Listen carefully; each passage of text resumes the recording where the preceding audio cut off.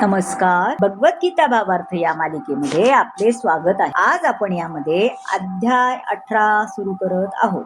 हा अध्याय मोक्ष संन्यास योग अर्थात गीतेचा निष्कर्ष, त्यागाची पूर्णता यावर आधारित आहे. आज आपण यामधील श्लोक 1 ते 5 पाहणार आहोत. श्लोक 1 पाहूया. अर्जुन उवाच संन्यासस्य महाबाहो तत्त्वमिच्छामि वेदुतं त्यागस्य च ऋषिकेश पृथक् केशिनिषूदन. संन्यासस्य म्हणजे संन्यासाचे, इच्छामि म्हणजे इच्छितो, वेदितुम म्हणजे जाणणे, ऋषिकेश हे इंद्रियाचे स्वामी म्हणजे वेगवेगळे, केशी निषूदन म्हणजे केशी दैत्याचा नाश करणारे. अर्जुन म्हणाला, हे महाबाहू ऋषिकेश, हे केशी निषूदन, मला त्याग आणि संन्यासाचे तत्व जाणण्याची इच्छा आहे. वास्तविक भगवद्गीता 17व्या अध्यायात समाप्त होते आणि 18वा अध्याय हा सर्व अध्यायाचे सार आहे. भगवद्गीतेच्या प्रत्येक अध्यायात भगवान श्रीकृष्णांनी भगवंताची भक्तिमय सेवा हेच जीवनाचे परमलक्ष्य आहे हे अगदी स्पष्ट सांगितले आहे.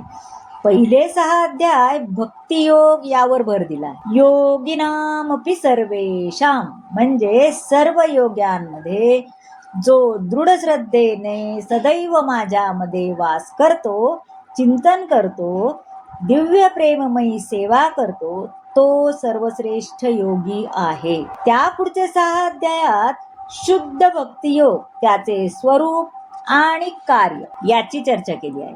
आणि शेवटच्या 6 अध्यायात ज्ञान, त्याग, पराप्रकृती आणि भक्तियोग यांचे वर्णन केले आहे. सर्व कर्म करताना जी ओम तत्सत या शब्दांनी प्रकट होते हे भगवान विष्णूंना सूचित करतात. ज्याप्रमाणे दुसऱ्या अध्यायात संपूर्ण विषय वस्तूचे सार दिले आहे, तसे या अध्यायात उपदेशाचे सार दिले आहे. या श्लोकात ऋषिकेश आणि केशिनिषूदन हे शब्द महत्वाचे आहेत. श्रीकृष्णांना ऋषिकेश म्हणतात कारण ते सर्व इंद्रियांचे स्वामी आहेत. इथे अर्जुन भगवंतांना प्रार्थना करत आहेत की त्याला सर्व विषयाचे सार असे सांगावे की त्याचे चित्त नेहमी समतोल राहील. त्याला काही शंका आहेत आणि शंकांची तुलना नेहमी असुरांशी केली जाते, म्हणून तो श्रीकृष्णांना केशी निषूदन या नावाने संबोधत आहे. श्रीकृष्णांनी केशी नावाच्या भयंकर राक्षसाचा वध केला व आता अर्जुनाची अपेक्षा करत आहे की श्रीकृष्णांनी त्याच्या संशयरूपी असुराचा वध ते करतील. आता श्लोक 2 पाहूया.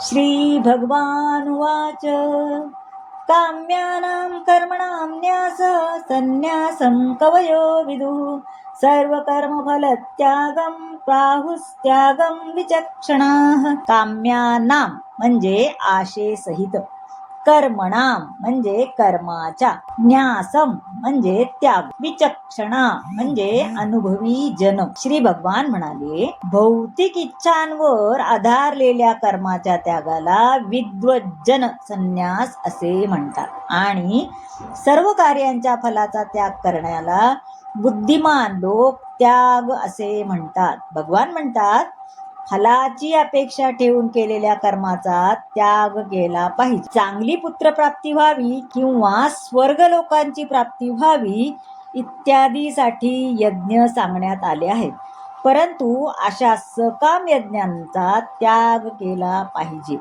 तथापि हृदयाच्या शुद्धीकरता किंवा आध्यात्मिक ज्ञानात प्रगती करण्याकरता जे यज्ञ असतात त्यांचा त्याग करू नये, ते करावे. आता श्लोक 3 पाहूया. त्याज्यं दोषवदित्येके कर्म प्राहुर्मनीषिणाः यज्ञदान तप कर्म न त्याज्यमितीच्या परे. त्याज्यम म्हणजे त्याग करावा. दोषवत म्हणजे दोषमुक्त म्हणून. मनीषिणा म्हणजे मोठे विचारवंत. अपरे म्हणजे अन्य. काही विद्वजन घोषित करतात की सर्व प्रकारच्या सकाम कर्मांना दोषपूर्ण समजून त्यागले पाहिजे. परंतु इतर विचारवंतांचे असे म्हणणे आहे की यज्ञ, दान, तप अशा कर्मांचा कधीही त्याग करू नये. यज्ञात पशुचा बळी द्यावा की नाही यावर वेगवेगळी मत आहेत. कधी पशुला यज्ञात बळी दिला तर त्याला नवीन पशुदेह दिला जातो, तर कधी पशुला मनुष्य शरीरही प्रदान केले जाते.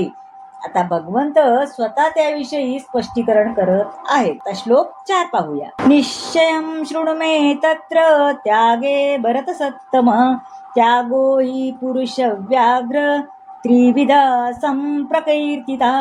निश्चयम म्हणजे निश्चित मत. संप्रकीर्तिता म्हणजे घोषित केला जातो. हे भरत श्रेष्ठा, आता त्यागाबद्दलचा माझा निर्णय ऐक. हे नरशार्दूल, शास्त्रामध्ये 3 प्रकारच्या त्यागाचे वर्णन केलेले आहे. आता त्यागाविषयी जरी मतभेद असले तरी तेथे भगवान श्रीकृष्ण आपला जो निर्णय अभिव्यक्त करतात तो निर्णय अंतिम समजला पाहिजे. वेदशास्त्रात अनेक निरनिराळे कायदे आहेत, परंतु येथे भगवंत स्वयं आहेत म्हणून त्यांचा निर्णय अंतिम समजला पाहिजे. भगवान सांगतात की भौतिक प्रकृतीच्या 3 गुणांपैकी ज्या गुणानुसार त्याग केला जात आहे त्यानुसार त्यागाचा प्रकार समजला पाहिजे. आता श्लोक 5 पाहूया. यज्ञदान तप कर्म न त्याज्यं कार्यमेव तत्